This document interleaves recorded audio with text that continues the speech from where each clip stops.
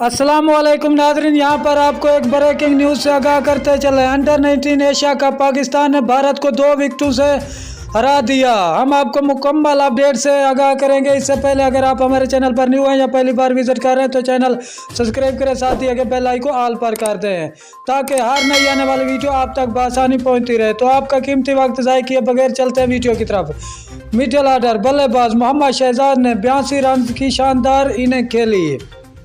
Under 19 Asia cup में पाकिस्तान ने भारत को 2 विकेटों से शिकस्त दे दी। पाकिस्तान ने मैच आखिरी ओवर की आखिरी गेंद पर अपने नाम किया। पाकिस्तान की जानिब से मिडिल ऑर्डर बल्लेबाज मोहम्मद शहजाद सबसे नुमायां बल्लेबाज रहे। उन्होंने 82 रन की शानदार इनिंग खेली। दीगर बल्लेबाजों में इरफान खान 33 और रिजवान महमूद ने 29 रन बनाए। भारत की जानिब से राज बाबा 4 खिलाड़ियों को आउट करके नुमायां बॉलर रहे। पाकिस्तान की जीत में बल्लेबाज अहमद खान ने अहम किरदार अदा किया। उन्होंने 19 गेंदों पर 29 रन बनाकर जीत की राह हमवार की।